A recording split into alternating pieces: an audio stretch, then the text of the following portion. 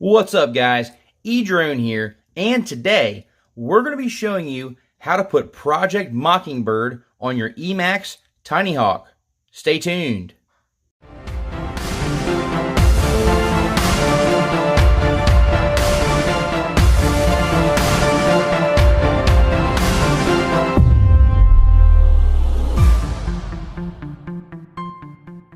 This Emax Tinyhawk is the ready-to-fly version, which comes with the controller and the goggles.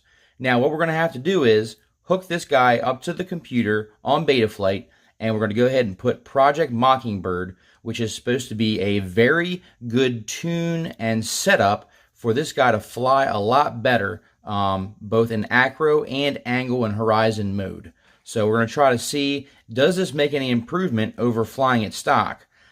Flying this guy stock, I did notice it was kind of hard to hit gates. It kind of didn't feel locked in, and it just kind of felt all over the place. So I'm going to be anxious to see how Project Mockingbird improves the flight characteristics. Let's go ahead and take our micro USB data cable and go ahead and plug it in to the Tinyhawk. Right here in the top, you'll see the micro USB port to access the flight controller. Go ahead and plug that in. You'll see the LEDs come on, and it's all powered up. Let's go over to the computer. Okay, first thing you're going to want to do is, I'll put the link in the description for this PDF file for Project Mockingbird V3 Tinyhawk V2 by Patrick J. Clark. Brilliant man. He's done a lot of research and a lot of testing, and he was able to get all this broken down for you, and he goes over it step by step.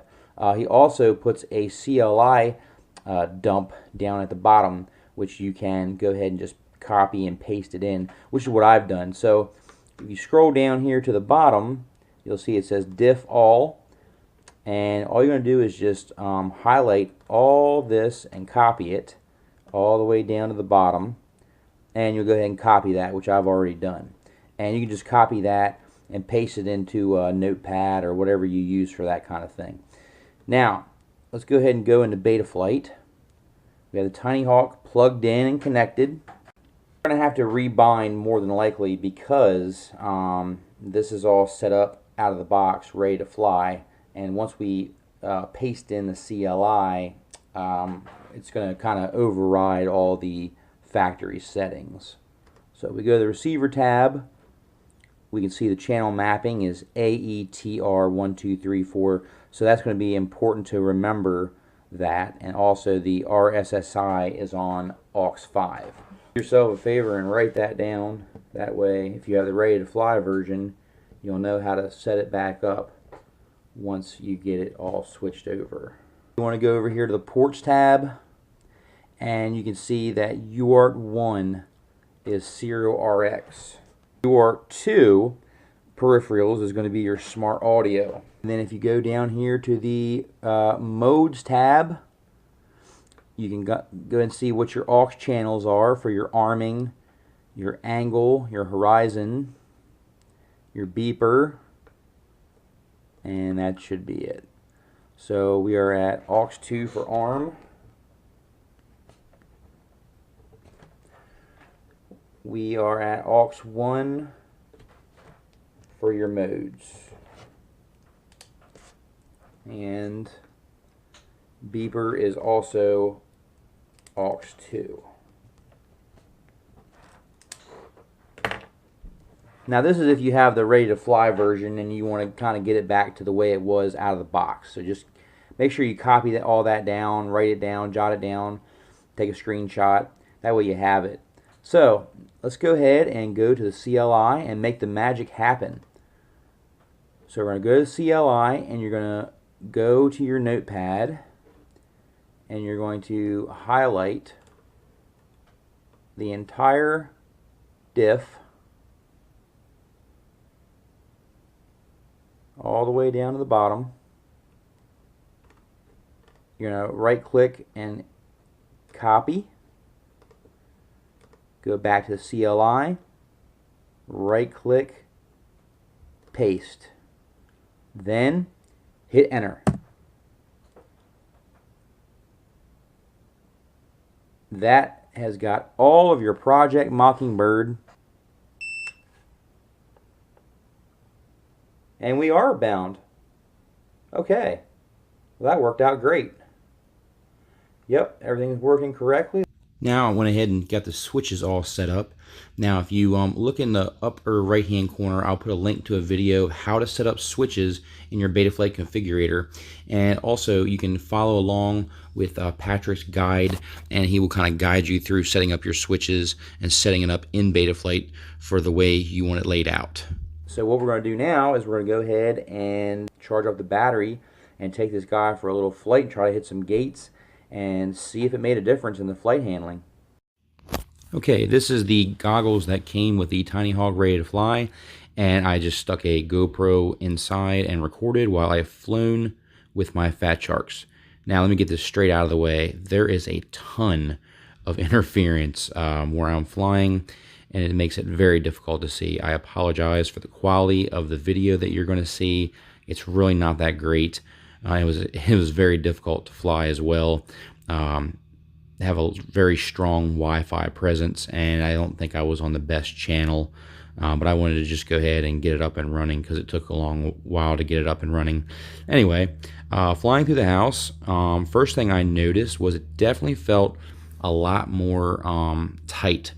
A lot more tight around the turns, and it seems like the yaw axis actually in angle mode is definitely better suited for turning versus the roll axis.